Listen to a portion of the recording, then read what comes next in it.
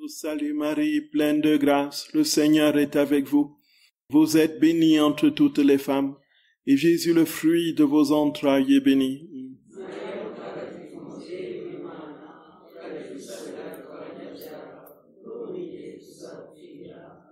Je vous salue Marie, pleine de grâce, le Seigneur est avec vous. Vous êtes bénie entre toutes les femmes, et Jésus, le fruit de vos entrailles, est béni.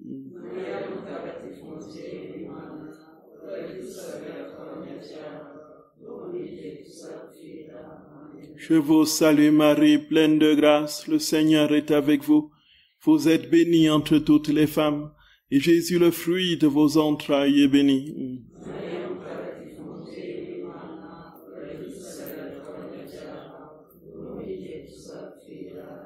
Je vous salue Marie, pleine de grâce, le Seigneur est avec vous. Vous êtes bénie entre toutes les femmes, et Jésus, le fruit de vos entrailles, est béni.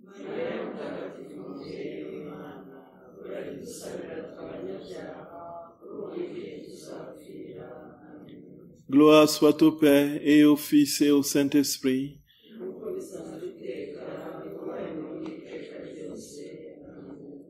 Ô mon Jésus, pardonnez-nous.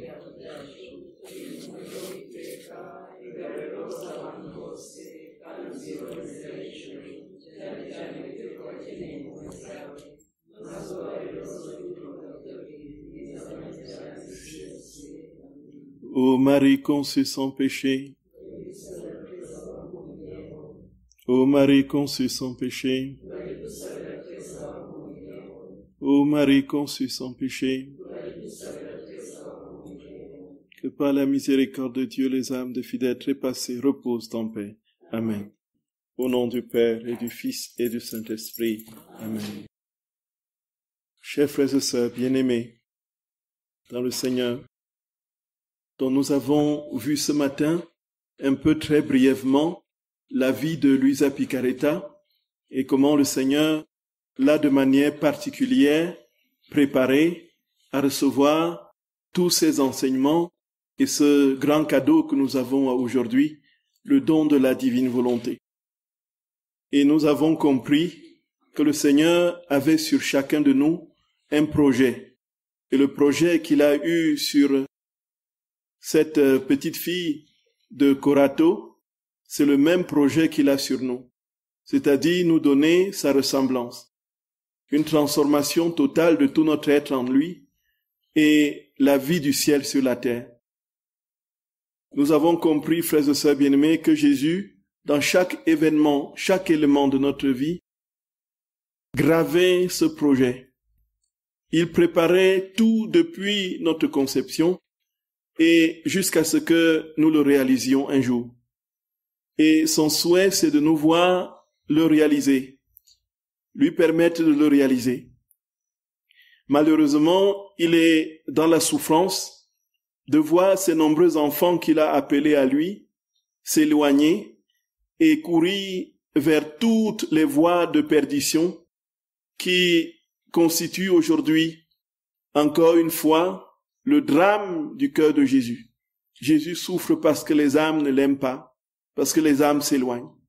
Nous avons compris, frères et sœurs bien-aimés, que ce projet de Dieu sur chacun de nous passait aussi par les croix, et que les croix étaient indissociables à ce projet, de ce projet. Dieu ne peut pas nous donner sa ressemblance si nous ne sommes pas complètement dépouillés de tout.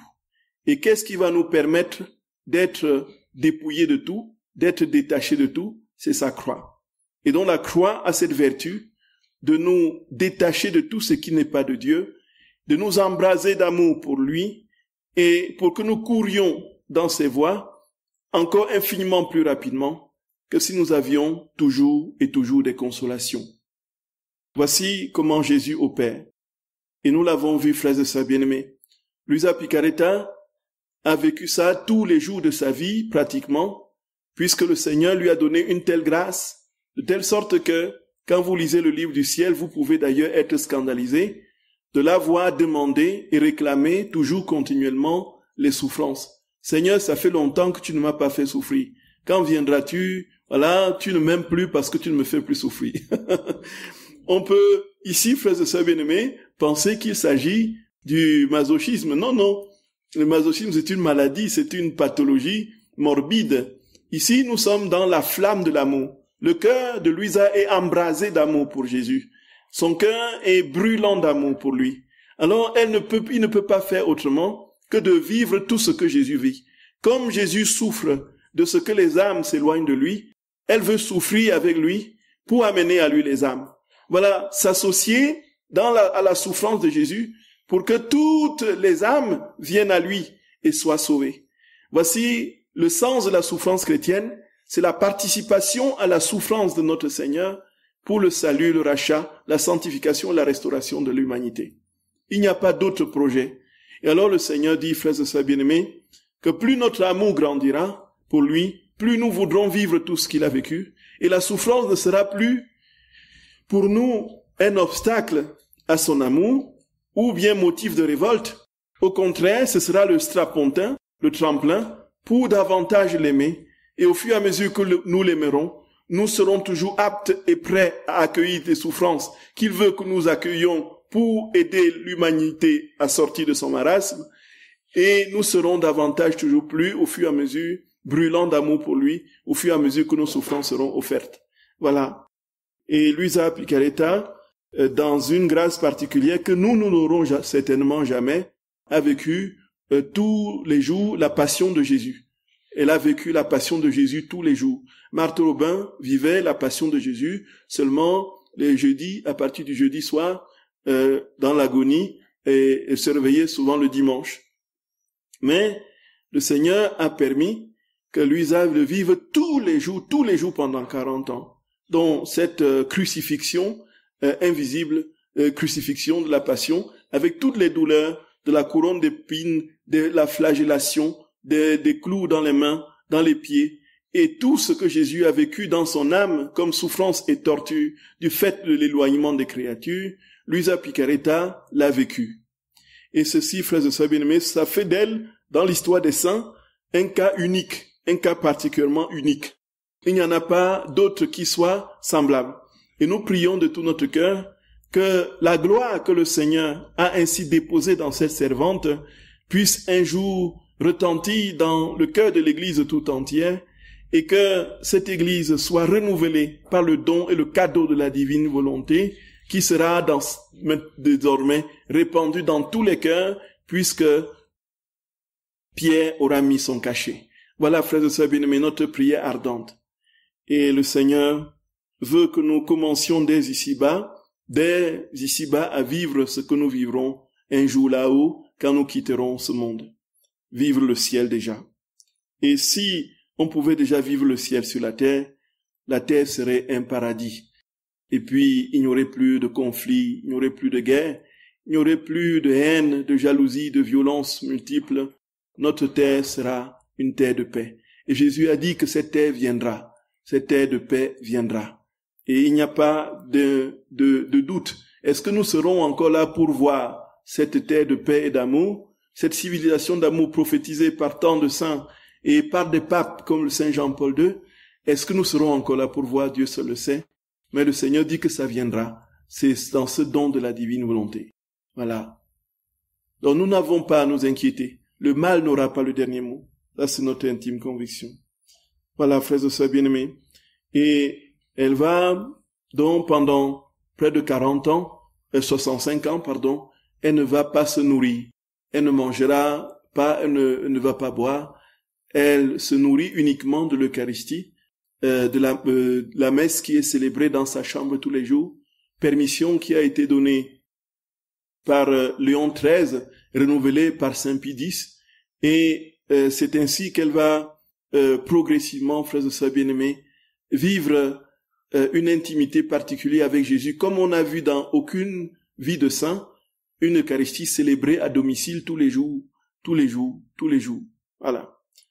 Et quand elle ne pouvait plus manger, son évêque d'alors a dit, non, il faut absolument que tu manges quelque chose, sinon on va s'agglutiner devant ta porte pour voir, parce que ça reprendra le bruit que dans tout Corato et dans toute l'Italie, qu'il y a une femme qui ne se nourrit pas. Il faut absolument que tu manges quelque chose.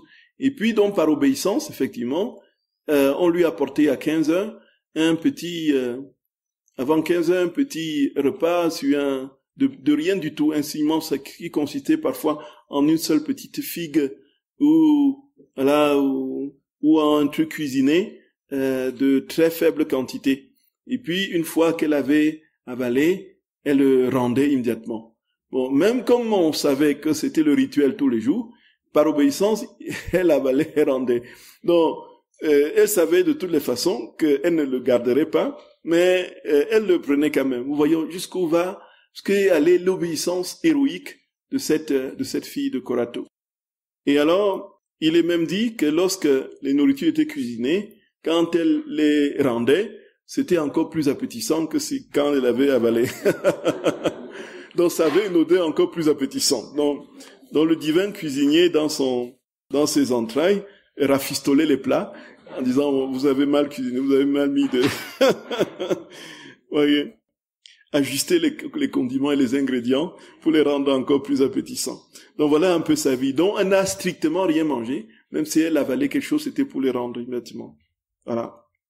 Maintenant, nous allons commencer à voir, frères et sœurs bien-aimés, très succinctement, le contenu de ces 36 volumes que Jésus lui a dictés. Alors, qu'est-ce que Jésus dit dans ces 36 volumes? Puisqu'elle aura écrit 36 volumes des journaux, le journal quotidien qu'elle l'entretenait sous l'obéissance de son confesseur, le premier qui lui a donné cet ordre-là et qu'elle a suivi avec les autres. De sorte qu'aujourd'hui, Luisa Picaretta a écrit, avec les 36 volumes, les heures de la passion de notre Seigneur, les enseignements de la Vierge Marie, que la Vierge Marie lui a donné pendant tout un mois durant, dans les 31 jours, où la Vierge raconte un peu quelle est sa vie depuis qu'elle a été conçue dans le sein du Père, et depuis aussi qu'elle a vécu à Nazareth, tout ce qu'elle a vécu jusqu'à son assomption au ciel. Elle lui donne des détails sur sa vie lorsqu'elle était sur la terre et comment est-ce que tout le temps, elle était toujours dans la divine volonté et ne faisait rien d'autre que de vivre cette vie dans la divine volonté. Et elle demande chaque fois, après chaque leçon, à Luisa Picaretta de promettre qu'elle ne fera pas sa volonté et que pour réparer les manques de dons de sa volonté ou bien de ceux des autres, il y a un ensemble de petites prières qu'elle va faire tous les jours pour réparer ou pour donner davantage sa volonté au Seigneur ou pour honorer la Trinité pour le mystère qu'elle vient de lui expliquer. Voilà, elle aura en tout 5000 pages au moins justement d'écrits qu'elle a laissés. Alors, quel est le contenu principal de ces écrits? Quel est ce qui constitue la trame essentielle de ces écrits? Frères et sœurs bien-aimés, si on vous demande qu'est-ce que la divine volonté, répondez tout simplement que c'est le Notre Père. Que c'est le Notre Père.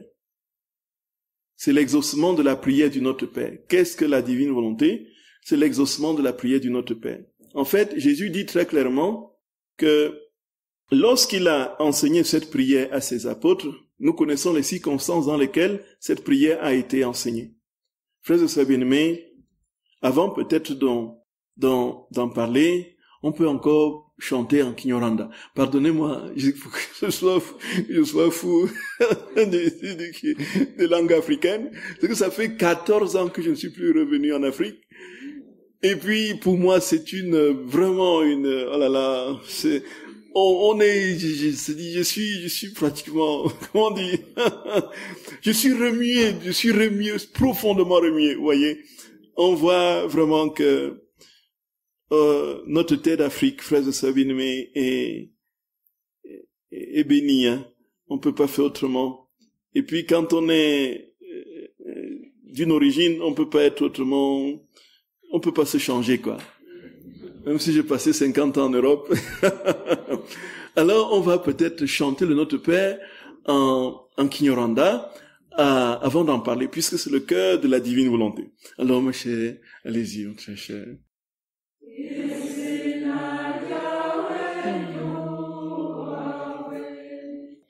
Ingoma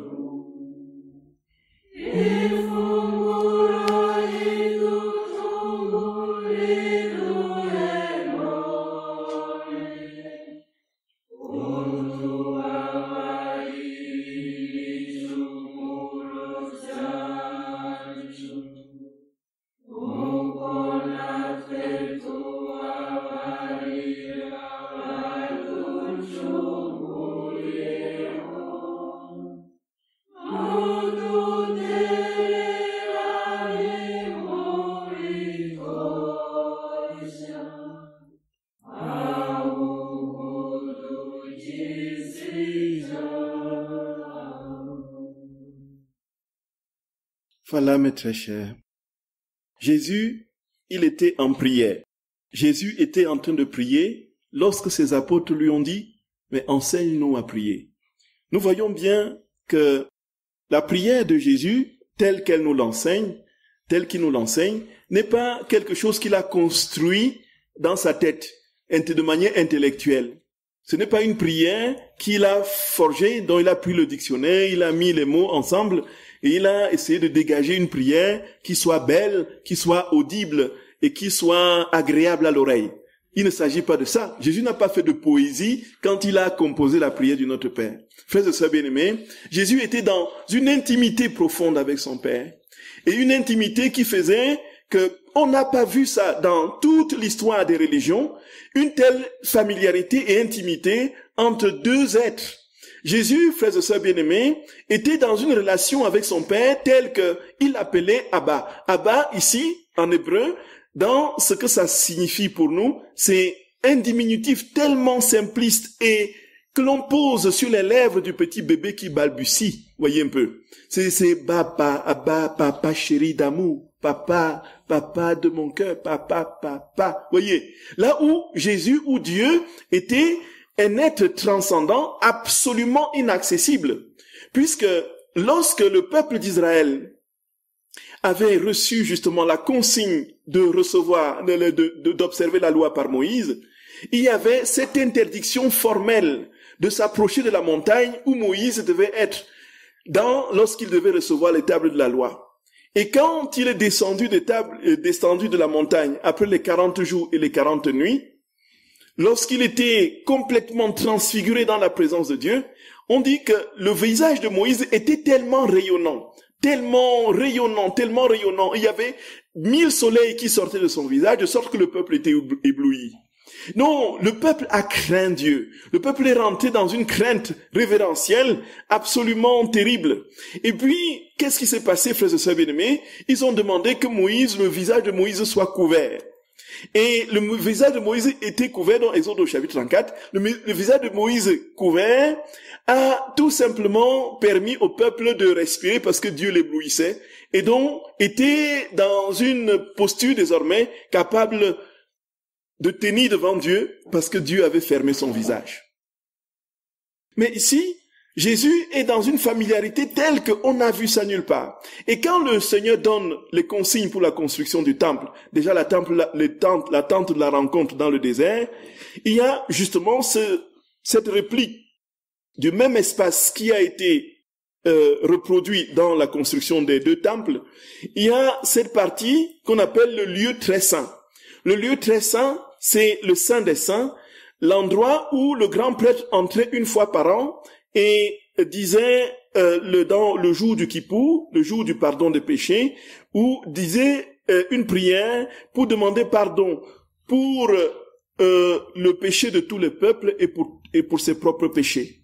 On dit qu'il entrait une fois par an. Et quand il entrait dans le lieu très saint une fois par an, puisque c'était le lieu très saint, c'est-à-dire qu'il y avait là, dans ce lieu-là, l'arche de l'alliance. Et dans l'arche de l'alliance, il y avait les tables de la loi de Moïse, il y avait le bâton de Moïse, et on dit même qu'il y avait un reste de manne du désert qui était dans l'arche de l'alliance. Mais ce qui est certain, c'est qu'il y avait les tables de la loi et le bâton de Moïse.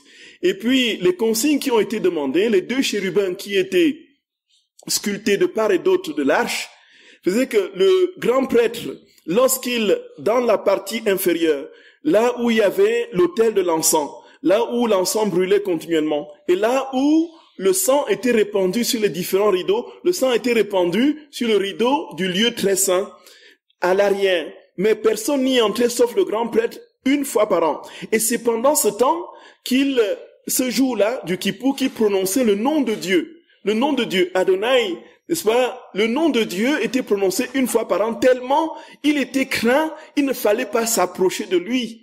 Il ne fallait pas s'approcher de lui. Il était craint et redoutable, Dieu grand et redoutable, le Yahvé Sabaoth, le Dieu des armées, qui extermine et qui détruit justement ses ennemis. C'est ce Dieu-là qui était dans le lieu très saint.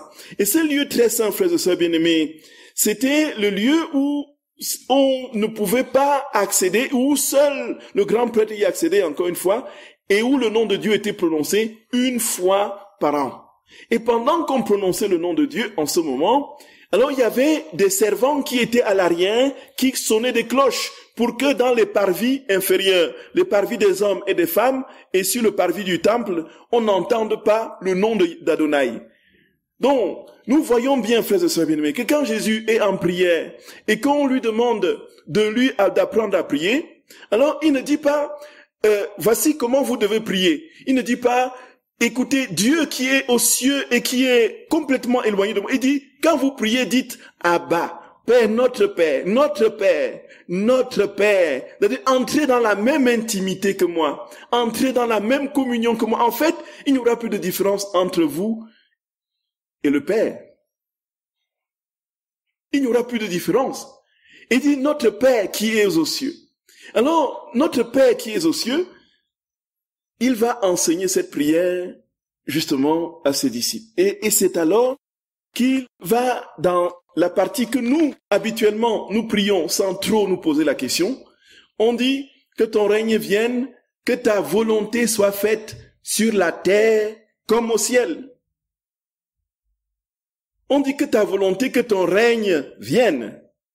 On ne dit pas que tu me donnes le paradis, que tu me donnes la communion avec toi quand je vais mourir. Que ton règne vienne, que ta volonté soit faite sur la terre comme au ciel. Cela veut dire que ce qui va se passer sur la terre ne sera pas différent de ce qui va se passer au ciel. Et quand nous disons cette prière, on ne réfléchit même pas. On ne se pose même pas la question. Tellement c'est machinal, on dit que ta volonté soit faite sur la terre comme au ciel. Et c'est ça, Jésus dit à Luisa Picarita, que cette prière que j'ai enseignée, mon Père a voulu que je l'enseigne parce que c'était sa volonté. Et comme je partage avec lui la même volonté, ça a été déjà réalisé en lui. Et c'est parce que ça a été réalisé en lui qu'il a demandé que j'enseigne aux disciples. Et depuis 2000 ans, les disciples le prient. Il n'est pas possible que cette prière ne soit pas exaucée puisque ça vient de ma volonté et que c'est déjà réalisé en moi. Voyez, frères et sœurs bien-aimés. Donc la divine volonté, c'est la réalisation de la prière du Notre Père. Jésus le dit à Luisa Picaretta, frères et sœurs bien-aimés, dans plusieurs textes. Il y a un texte célèbre du tome 23, du 5 février 1928.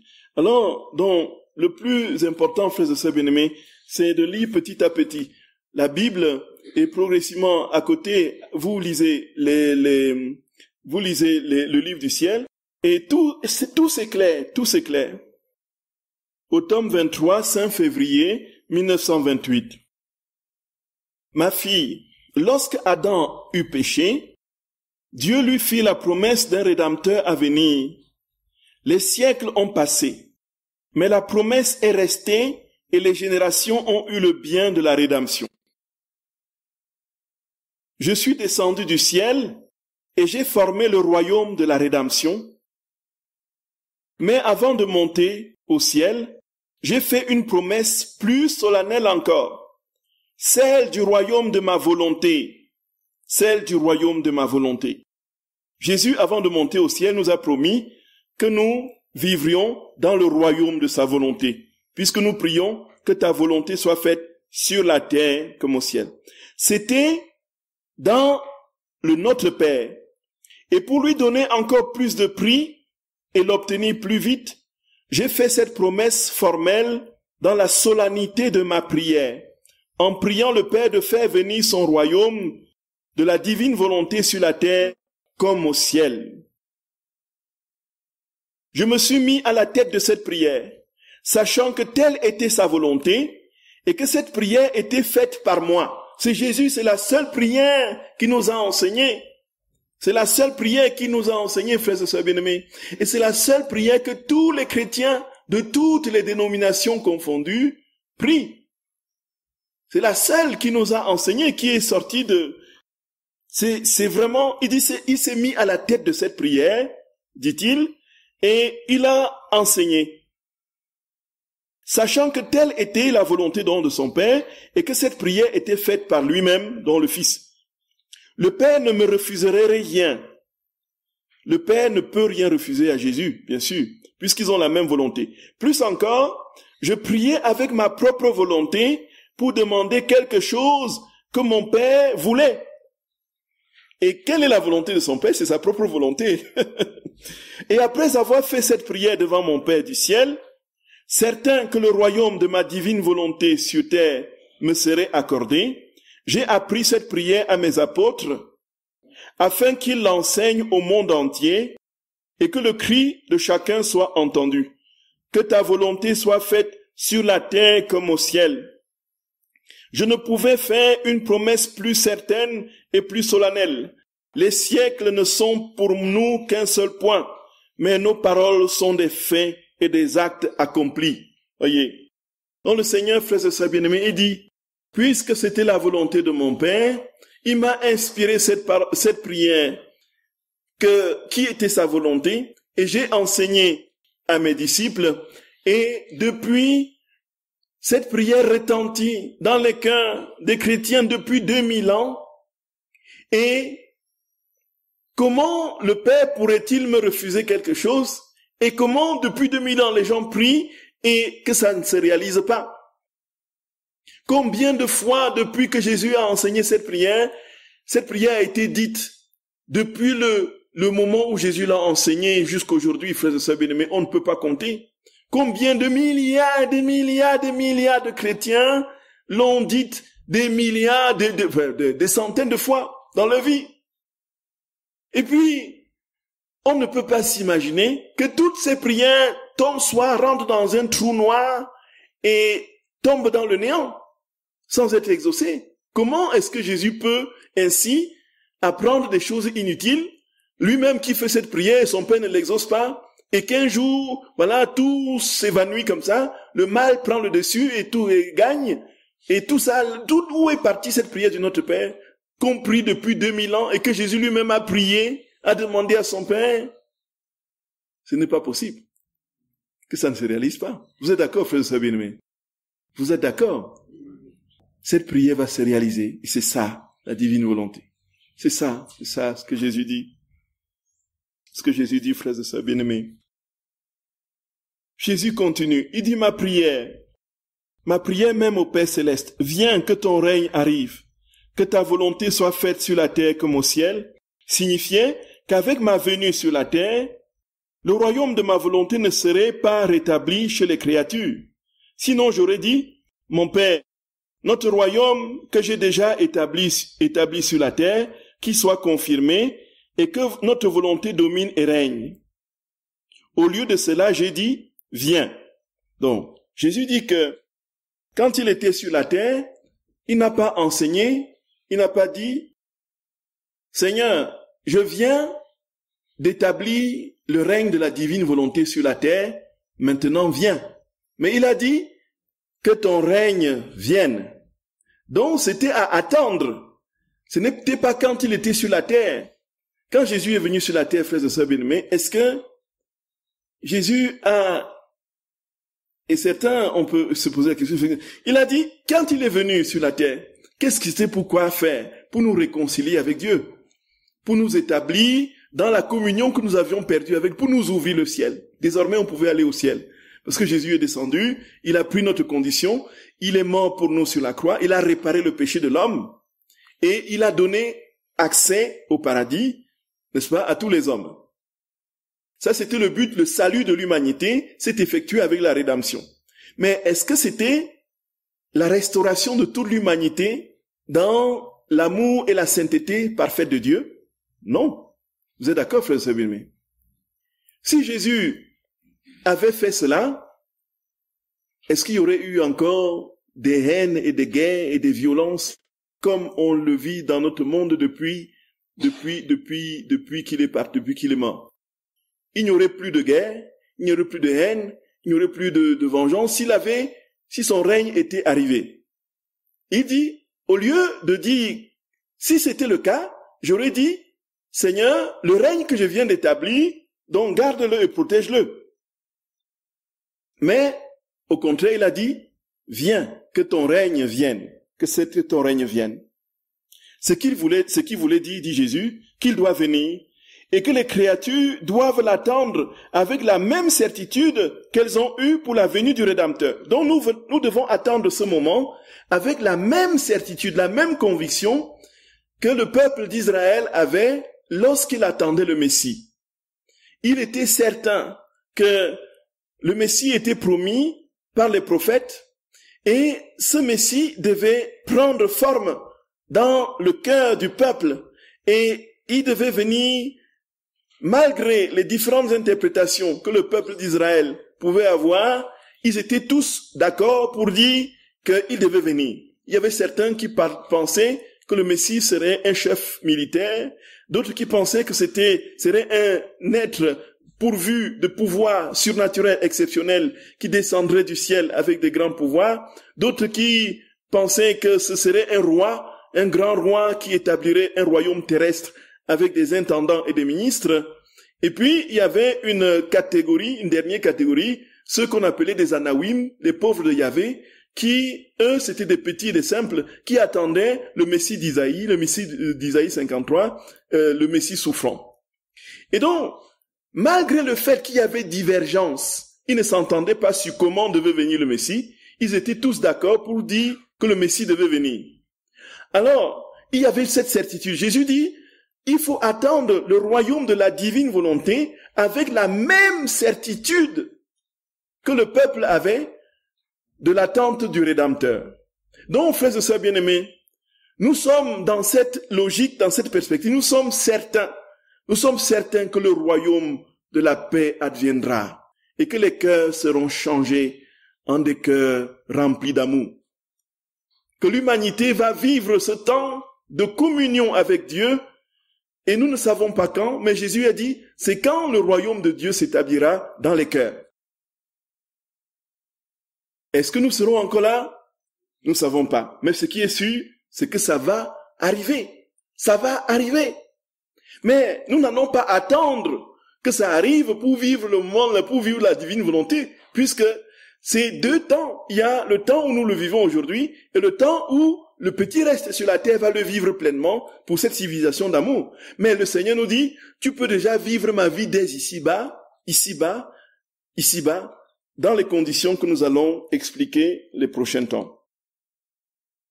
Ce qui voulait dire, je reprends, qu'il doit venir et que les créatures doivent l'attendre avec la même certitude qu'elles ont eue pour la venue du Rédempteur, parce que ma divine volonté est liée et engagée dans ces paroles du Notre Père. Jésus dit, ma divine volonté est liée et engagée dans ces paroles du Notre Père. Et lorsque ma divine volonté se lie, ce qu'elle promet est plus qu'une certitude. Donc c'est plus qu'une certitude. C'est-à-dire que quand la volonté de Dieu saisit une réalité et l'énonce, c'est une certitude absolue. Déjà, en Dieu, il n'y a pas de mensonge. Dieu ne peut pas promettre des choses qu'il ne réalise pas. C'est l'homme qui, lui, promet des choses qu'il ne réalise pas. Mais Dieu, lui, on n'attend même pas, il dit qu'on n'attend même pas que ce soit promis pour être réalisé. C'est-à-dire que dans la promesse, c'est déjà réalisé. Le simple fait qu'il est promis, c'est que c'est déjà réalisé. Voyez, frères et sœurs bien-aimés, si nous ne le voyons pas aujourd'hui, c'est déjà réalisé en Dieu. Donc, à un moment donné, ça va s'insérer dans le temps des hommes. Et les hommes pourront voir la réalisation parfaite de sa promesse qui est déjà en lui. Nous sommes encore à l'état de promesse parce que nous ne voyons encore rien. Mais c'est déjà réalisé en lui puisque sa promesse est réalité. Et alors viendra le temps où ça s'introduira dans les temps des hommes, dans les conditions que nous allons voir. Et comme tout a été préparé par moi, il ne manquait rien d'autre que les manifestations de mon royaume, et c'est ce que j'ai fait. Crois-tu que toutes ces vérités que je te manifeste concernant mon fiat ne sont là que pour te faire un simple rapport? Non, non, non. Elles sont manifestées pour faire savoir à tous que son royaume est proche et que tous en connaissent les prérogatives, afin que chacun puisse aimer et désirer vivre dans un royaume aussi saint, rempli de bonheur et de tous les biens. Par conséquent, ce qui te semble difficile devient aisé par la puissance de notre fiat, car il sait comment lever toutes les difficultés et conquérir toutes choses comme il le veut et quand il le veut. Jésus dit que quelles que soient les difficultés, quels que soient les obstacles, ça va se réaliser. Ça va se réaliser. Et qu'il n'y a aucun doute. Il n'y a aucun doute. Et donc, ça va se réaliser, c'est une certitude. Donc, quand nous prions, frères et sœurs bien-aimés, que ta volonté soit faite sur la terre comme au ciel, que ton règne vienne, croyons de tout notre cœur que ça se réalisera. D'abord pour nous, ça se réalisera d'abord pour nous. Et Jésus va expliquer ensuite, il va expliquer à Luisa Picaretta le sens de cette prière du Notre Père. Alors, il va expliquer tout le Notre Père dans un passage d'un tome que je n'ai pas noté, au 2 mai 1923. 2 mai 1923. Donc il explique le Notre Père. Jésus dit, quand mon fiat voluntas tua, donc que ta volonté soit faite, connaîtra son accomplissement sur la terre comme au ciel, alors se réalisera complètement la suite du Notre Père, donne-nous aujourd'hui notre pain de ce jour. Nous comprenons pourquoi Jésus a enseigné, a demandé d'abord qu'on demande que ta volonté soit faite sur la terre comme au ciel, avant qu'ensuite il demande que l'on prie, donne-nous notre pain de ce jour. Et on va comprendre les explications qu'il donne, qui sont absolument lumineuses, et qui nous feront comprendre autrement et prier autrement le Notre Père.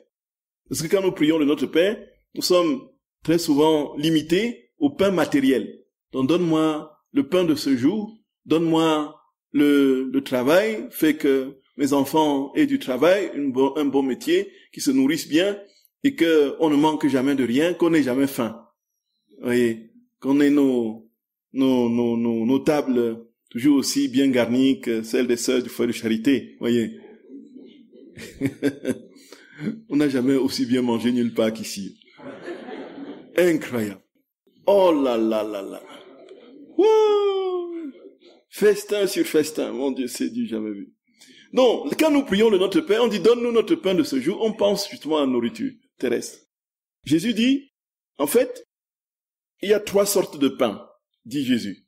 Donc, d'abord, voici ce qu'il dit. Au nom de tous, j'ai dit, Notre Père, je te prie pour 3 genres de pain. Le premier est le pain de ta volonté, qui est plus que le pain ordinaire, car le pain ordinaire est nécessaire seulement 2 ou 3 fois par jour, alors que le pain de ta volonté l'est à tout moment et en toutes circonstances. Il est cette terre embaumée, faisant circuler la vie divine dans la créature. Père, si tu ne donnes pas ce pain de ta volonté à la créature, elle ne sera jamais capable de profiter de tous les fruits de ma vie sacramentelle, qui est le 2e genre de pain que je te demande pour chaque jour. Voyez. Donc nous voyons même que ce pain de la nourriture ne vient qu'en dernière position. Jésus dit, donne-nous notre pain de ce jour. Donc le pain de la volonté divine. Le pain de la volonté divine. Puisque c'est cette vie divine qui va conditionner le reste. Il ne peut pas avoir, frères et sœurs bien-aimés, de possibilité de vivre pleinement heureux, qu'en Dieu. Dieu seul peut combler le cœur de l'homme. Et si c'était le pain dont on a besoin 3 fois par jour seulement, en quoi serons-nous heureux? Puisque ceux qui se nourrissent infiniment bien, ceux qui sont, n'est-ce pas, dans les, voyez, des milliardaires qui vont se mettre sous le train pour se faire écraser. Des milliardaires. Ils peuvent manger tout ce qu'ils veulent par jour, ils peuvent manger les caviars d'Amérique latine ou je ne sais pas, du Groenland. Ils peuvent boire tous les whisky de Dubaï et tout, je ne sais pas trop quoi. Mais ils sont malheureux, ils vont se mettre sous le train, que le train passe sur eux. Ils ont des milliards et des milliards. Et si c'était la nourriture qui nous rendait heureux, frères et sœurs bien-aimés, je pense que il y aurait infiniment plus de... On a vu dans la Rome antique, ces gens adonnés au plaisir, qui étaient tellement remplis de désir et d'ardeur de multiplier et de maximiser les plaisirs humains. Cet hédonisme invétéré, on les voyait pratiquement se réunir, faire des banquets, manger. Et ils avaient constitué des vomitoriums dans lesquels, justement, ils allaient, après avoir bien mangé et puis bu, ils allaient vomir, et puis ils revenaient, ils s'asseyaient, ils continuaient à manger, et ainsi de suite. L'homme a mis toutes les formes, ce qu'on peut voir aujourd'hui dans d'autres circonstances, dans d'autres domaines, de manière tellement exacerbée. L'homme l'a recherché à tous les plans, sur tous les types de plaisirs humains. Ça ne l'a pas rendu heureux. Ça ne l'a pas rendu heureux. Et Jésus dit, le premier pain que j'ai demandé, que vous demandiez à mon Père, c'est le pain de sa volonté. C'est-à-dire que donne-moi le pain de ta volonté. C'est-à-dire que donne-moi ta vie. Donne-moi ta volonté. Qu'est-ce que la volonté de Dieu? Nous en parlerons tout à l'heure. Qu'est-ce que cela veut dire, frères et sœurs bien-aimés? C'est la condition. C'est Dieu qui est le premier et le dernier. C'est Dieu qui est l'alpha et l'oméga, qui est le socle et le canevas dans lequel tout se meut. Celui qui nous donne la vie, le mouvement et l'être. C'est sa divine volonté qui porte toutes choses, qui génère toutes choses, qui crée toutes choses. C'est sa divine volonté qui maintient toutes choses à l'existence. Sa divine volonté qui permet que nous soyons là aujourd'hui, que vous soyez là, que je sois ici, et que, voilà, nous prenions un avion que l'avion vole même, c'est la divine volonté. C'est l'avion est porté par la divine volonté. Le pilote est là pour appuyer sur le bouton, mais si Dieu décide que cet avion s'arrête, ça peut se suspendre dans l'air. Oui, un peu. Dieu peut, lorsque nous posons un pas devant l'autre, Dieu peut suspendre notre pas et nous devenons une statue, comme ça, oui, un peu. Dieu peut, frères et sœurs bien-aimés, faire de nous ce qu'il veut. C'est la divine volonté qui nous meut. Y compris, frères et sœurs bien-aimés, c'est quelque chose de particulièrement fort. Le Seigneur très clairement nous dit, sans moi tu ne peux rien faire, sans moi tu ne peux rien faire. Monte, descends, cherche et pense tout ce que tu veux. Tout est en moi, tu ne peux rien faire. Et Saint Paul le dit, qui a connu les pensées du Seigneur? Qui a été son conseiller pour l'instruire? Qui lui a donné en premier et mériterait de recevoir en retour? Car tout vient de lui, tout est pour lui, tout est en lui. Tout est en lui. Jésus dit très clairement que la première chose que tu dois me demander, c'est ma vie. C'est la vie de ma volonté. Et si cette vie est en moi, est en toi, alors le reste va couler de source.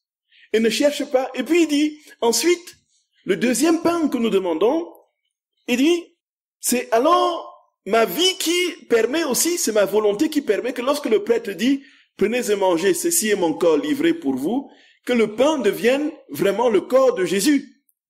C'est sa divine volonté qui permet que Jésus vienne prendre forme dans le pain de manière substantielle, pour utiliser un terme un peu compliqué, substantielle, de manière réelle, profonde, où il est présent, comme on le dit en théologie catholique, en son corps, son sang, son âme et sa divinité. Donc si Dieu ne le veut pas, si sa divine volonté n'est pas en action, Jésus ne descendra pas dans le pain que le prêtre tend à l'autel et dit, prenez et mangez, ceci est mon corps. Et il dit, donc le premier pain que j'ai demandé, c'est ma volonté divine. Et le deuxième, c'est mon corps, le pain de l'Eucharistie. C'est le deuxième pain. Donc, sans cette divine volonté, dit Jésus, la créature ne serait jamais capable de profiter de tous les fruits de ma vie sacramentelle, qui est le deuxième genre de pain que je te demande pour chaque jour. Oh, quel mauvais état est ma vie surnaturelle! Plutôt que de nourrir mes enfants, le pain sacramentel est corrompu par leur volonté propre. Oh, cela me dégoûte. Bien que j'aille vers eux, je ne peux leur donner les bénédictions de la sainteté parce que le pain de ta volonté ne se trouve pas en eux. Si je leur donne quelque chose, ce n'est qu'une petite portion selon leur disposition, non pas toutes les grâces qui sont en moi. Pour leur accorder tous ces bienfaits, ma vie sacramentelle attend patiemment qu'ils se nourrissent d'abord du pain de ta volonté suprême. Nous comprenons, frères et sœurs bien-aimés. Il dit, nous communions combien de fois au cours de notre vie? Combien de fois avons-nous communié depuis notre première communion? Des centaines et des centaines de fois. Quels sont les fruits qu'ont porté ces communions que nous avons multipliées? Très peu, au regard du nombre de fois. Pourquoi est-ce que ces communions ont été peu fructueuses? Tout simplement, Jésus dit, tout simplement parce qu'en nous, il n'était pas là. Nous, on a communié machinalement, on a communié avec négligence, on a communié avec des haines et des rancunes dans le cœur, on a communié avec des jalousies multiples, avec des désirs absolument contraires à l'amour, et nos communions ne peuvent pas porter des fruits. Et Jésus dit, c'est la condition pour que nos communions portent des fruits, en vérité et pleinement, c'est que nos cœurs soient remplis de sa vie. C'est ce que Jésus dit, frères et sœurs bien-aimés. Et c'est pourquoi, chez les saints, il y avait un tel amour brûlant de Jésus, un amour tellement brûlant de Jésus, que chaque fois que les saints ils approchaient, ça s'est passé aussi avec Marthe Robin, quand son père spirituel apportait la communion. Et déjà à distance, Jésus était pressé. Jésus s'échappait des doigts du prêtre à longue distance là, pour entrer dans le cœur de Marthe Robin. Vous voyez, il y a beaucoup de saints qui ont vécu ça. Ou il y a un autre d'ailleurs le prêtre voulait lui refuser, je sais pas la communion pourquoi, et la communion s'est échappée de ses doigts, a volé pour aller dans la bouche parce que l'âme était dans l'attente, c'est-à-dire que ils étaient dans l'attente brûlant d'amour pour le Jésus. Jésus, quand il ne trouve pas cette présence de lui-même en nous, alors le pain sacramentel ne porte pas ses fruits. Et donc, quand il dit à Luisa Picaretta, une fois qu'il entre en nous, alors il est pressé de partir parce qu'il n'y a pas de place pour lui en nous. On lui a pas laissé la place. Voyez, frères et sœurs bien-aimés. Et puis, il dit, pour leur accorder tous ces bienfaits, ma vie sacramentelle, écoutons frères et sœurs bien-aimés, attend patiemment qu'ils se nourrissent d'abord du pain de ta volonté suprême.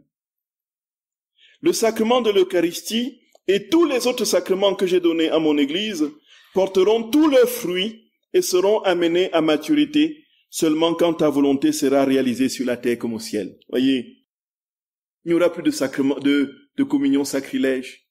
Il n'y aura plus des gens qui communient pour aller ensuite faire du mal. Il n'y aura plus tous ceux qui, dans les lieux secrets et les lieux d'obscurité, profanent notre Seigneur quand ils le reçoivent dans des différentes célébrations occultes. Il n'y aura plus ça. C'est-à-dire que la vie sacramentelle portera tous ses fruits quand les gens seront remplis de la vie de Dieu. On comprend bien que lorsque ce moment arrivera, frères et sœurs bien-aimés, les messes vont se multiplier. Il y aura tellement, oh là là, mon Jésus, les messes vont se succéder.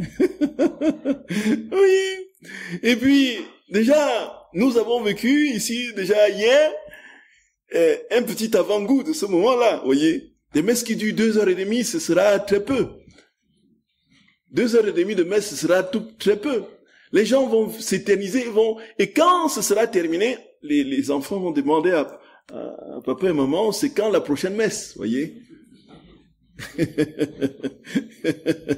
Voyez.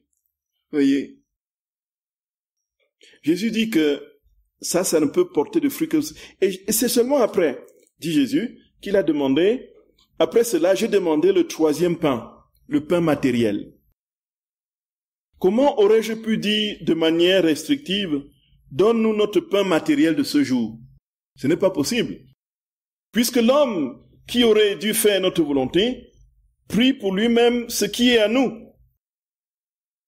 Le Père n'aurait pas voulu donner le pain de sa volonté, le pain de ma vie sacramentelle, et le pain matériel à des fils illégitimes, à des hommes mauvais ou usurpateurs, mais seulement à des fils légitimes, à des hommes bons s'attachant aux bienfaits du Père. Voilà pourquoi j'ai dit, donne-nous notre pain. Quand ils mangeront ce pain béni, tout leur sourira, le ciel et la terre vivront dans l'harmonie de leur Créateur.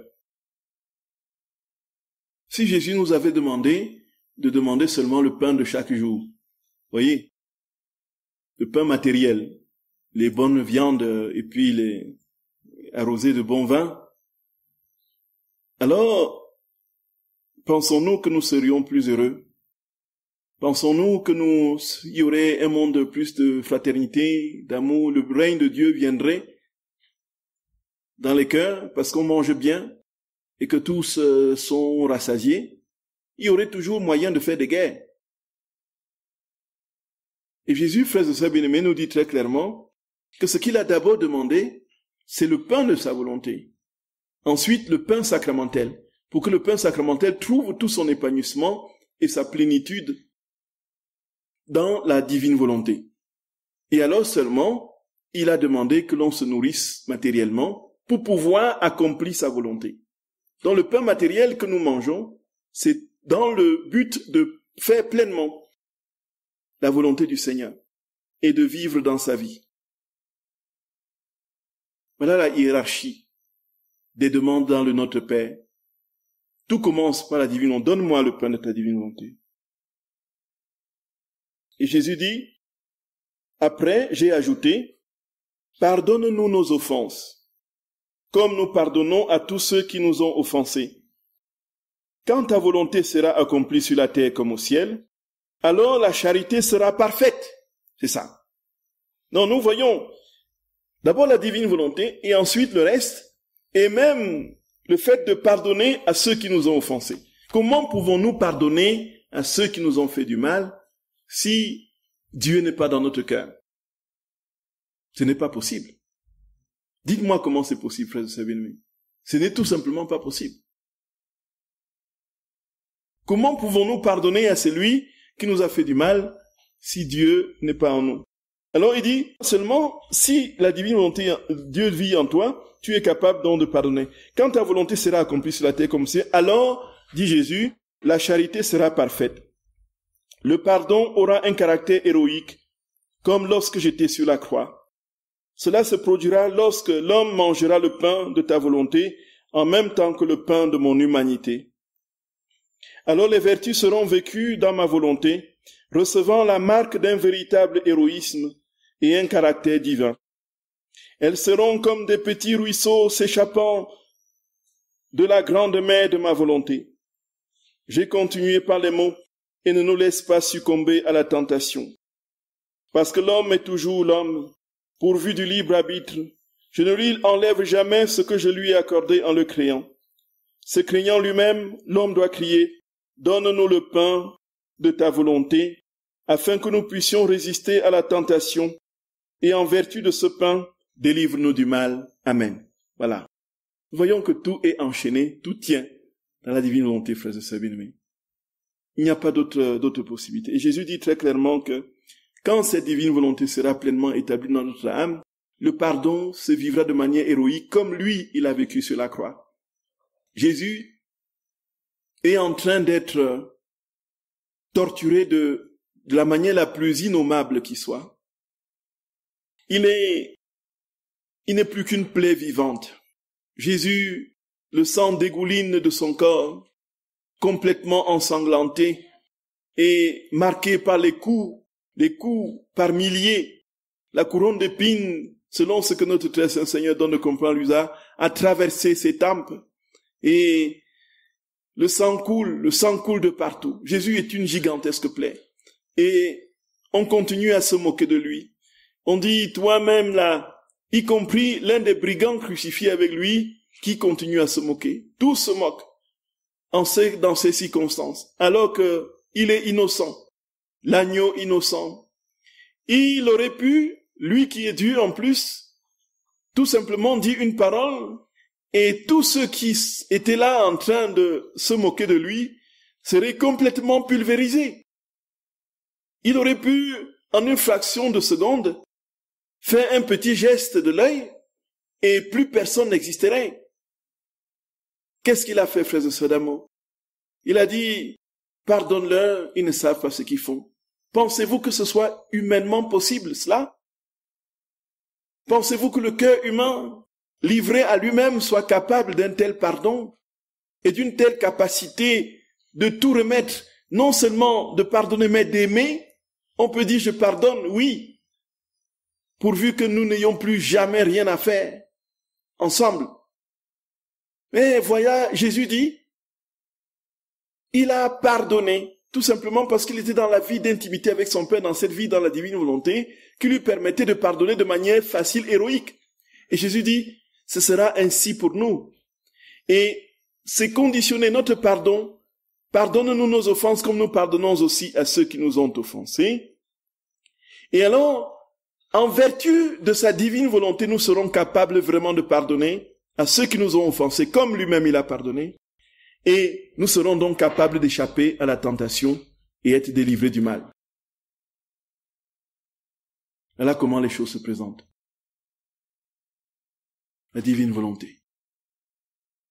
Voyez, frères et sœurs bien-aimés. Et le Seigneur nous dit très clairement que il va réaliser son projet dans nos cœurs et dans nos vies, si nous sommes disposés à l'accueillir. Et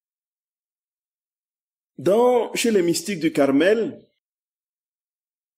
il y a, chez Sainte Thérèse d'Avila par exemple, Sainte Thérèse d'Avila a écrit un livre qu'on appelle Le Château intérieur, dont il essaie de dire comment l'âme progresse de palier en palier jusqu'à la transformation totale en Dieu, jusqu'à ce que l'âme soit complètement au cœur de la Trinité, de la Sainte Trinité.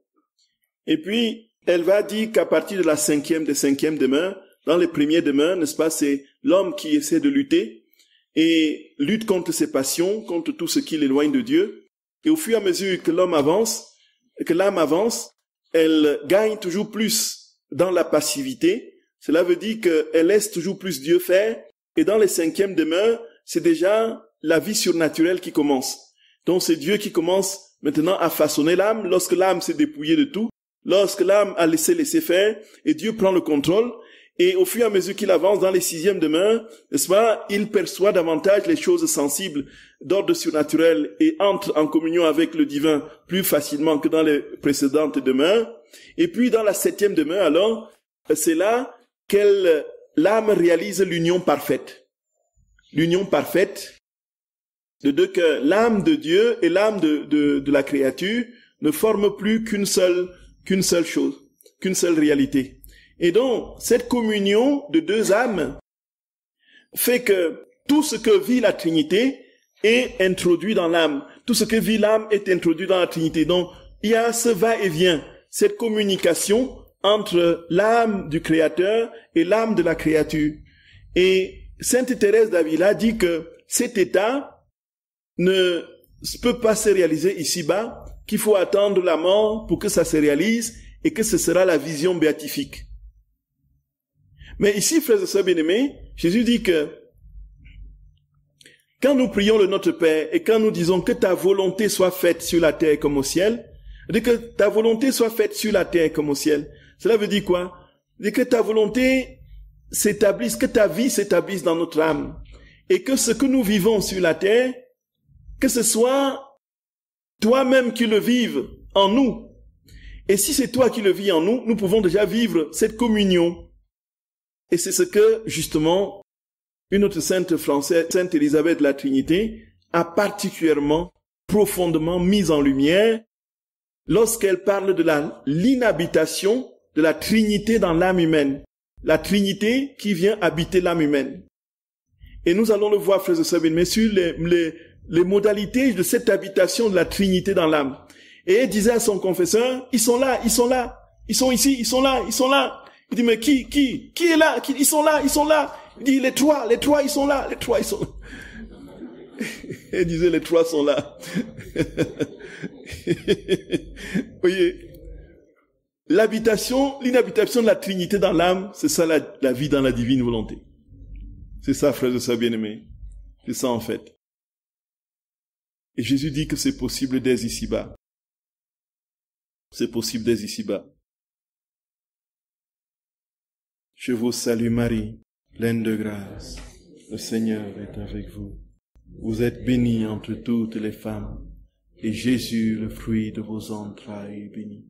Sainte Marie, Mère de Dieu, priez pour nous pauvres pécheurs, maintenant et à l'heure de notre mort. Amen. Au nom du Père et du Fils et du Saint-Esprit. Amen.